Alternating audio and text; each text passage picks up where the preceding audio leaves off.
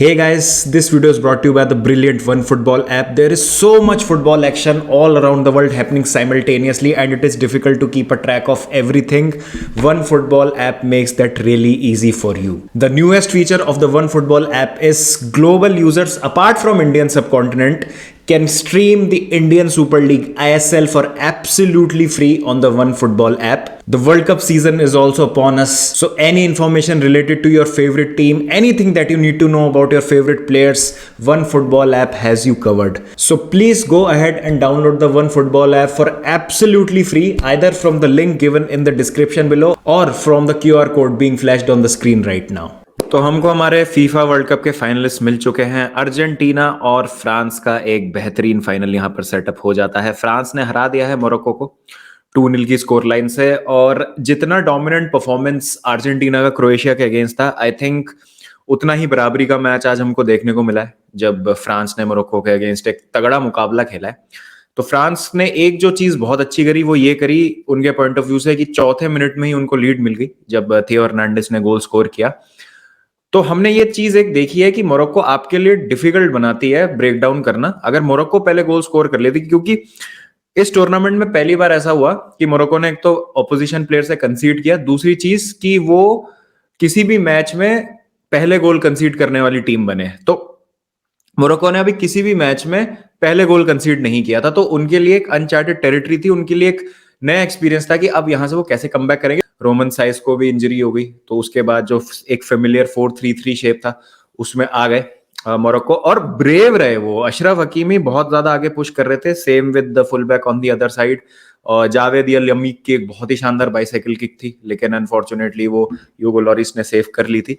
तो एक गोल कंसीड करने के बावजूद भी मोरक्को लगी हुई, जैसा मैंने कहा मोरक्को बहुत ज्यादा पुश कर रही थी और बहुत ज्यादा एंटरप्राइजिंग हो रही थी गोल स्कोर करने के चक्कर में। तो वहां पर वो एक्सपोज भी छोड़ रहे थे अपने आप को, तो एम्बापे उसका फायदा उठा रहे थे, लेकिन अगेन फ्रांस की वहां पर थोड़ी सी फिनिशिंग उन्होंने लेट डाउन किया उनको, और ऑलमोस्ट उसका खामियाजा भुगतना पड़ सकता था, क्योंकि मोरक्को जब सेकेंड हाफ में आई तो वो एक फाइनल बॉल, एक फाइनल शॉट बस वो नहीं ले पा रहे थे, बाकी वो बहुत अच्छी पोजीशंस में आ रहे थे गोल स्कोर करने की।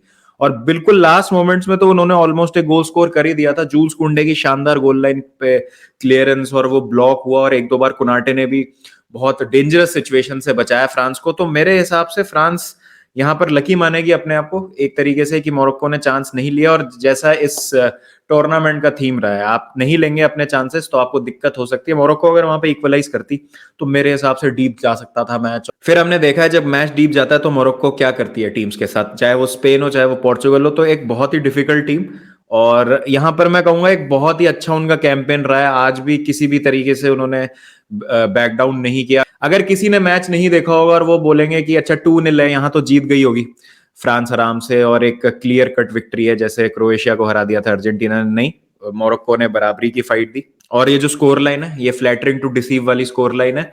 और इंडिविजुअल क्वालिटी पे बात आ गई, अगर हम बात करें तो एम्बापे, जैसे दोनों ही गोल्स में एम्बापे का अच्छा हाथ था, और लास्ट गोल में भी आप देखें जब थोड़ी सी टायर्ड हो गई थी मोरक्को और वहां पर 3-4 डिफेंडर्स थे, रिगल करते हुए चले गए और फिर कोलोमानी के पास आसान से एक डिफ्लेक्शन आता है और वो गोल स्कोर कर देता है। तो इंडिविजुअल क्वालिटी बहुत थी फ्रांस में, और फ्रांस की यहाँ पर यह तारीफ करनी पड़ेगी कि क्या टाइटल डिफेंस किया है उन्होंने इस साल, और अपना लगातार दूसरा वर्ल्ड कप फाइनल खेलेंगे, डिफेंडिंग चैंपियंस हैं। और अगर हम पिछले 7 वर्ल्ड कप की बात करें तो 4 फाइनल्स में फ्रांस ने अपनी अपीयरेंस दी है। 98 में फ्रांस ने वर्ल्ड कप जीता था, अपना पहला वर्ल्ड कप, वहां पर वो फाइनल में पहुंचे थे। 2006 का उन्होंने फाइनल खेला था इटली से, फिर 2018 की जैसे मैंने बात करी, और अब 2022। तो 7 वर्ल्ड कप में 4 फाइनल खेलना बहुत बड़ी बात होती है, और ह्यूगो लॉरिस पहले प्लेयर बन सकते हैं जो as a captain world cup को कंसेक्यूटिवली लिफ्ट करेंगे। तो बहुत मतलब यहाँ पर रिकॉर्ड्स हैं जो टूट सकते हैं, लेकिन ऑन दी अदर हैंड हम अर्जेंटीना की भी बात करें तो वो भी काफी सारे रिकॉर्ड्स बना सकते हैं और तोड़ सकते हैं। तो फ्रांस को, जैसा मैंने कहा, बहुत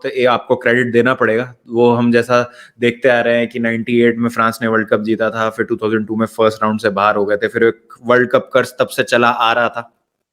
तो लग रहा था कि शायद इस बार भी फ्रांस कुछ अच्छा परफॉर्म कर नहीं पाएगी, क्योंकि उनकी जो प्रिपरेशन थी leading up to the world cup वो कुछ खास नहीं थी। क्वालिफायर्स में कुछ गेम्स आ रहे थे, नेशन लीग में कुछ गेम्स आ रहे थे, फ्रेंडलीज में कुछ गेम्स आ रहे थे, फिर इतने सारे की प्लेयर्स को इंजरी हो जाना, बेंजीमा बैलन डोर विनर का इंजर्ड हो जाना वर्ल्ड कप से जस्ट पहले।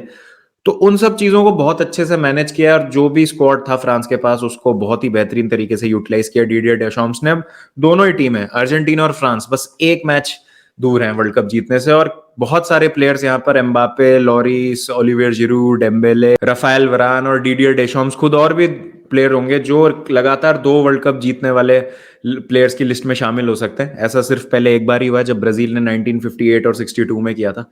तो क्या फ्रांस इस बार ये कर पाएगी या फिर अर्जेंटीना अपना तीसरा वर्ल्ड कप जीतेगी, ये तो 18 तारीख को हमको पता चल ही जाएगा।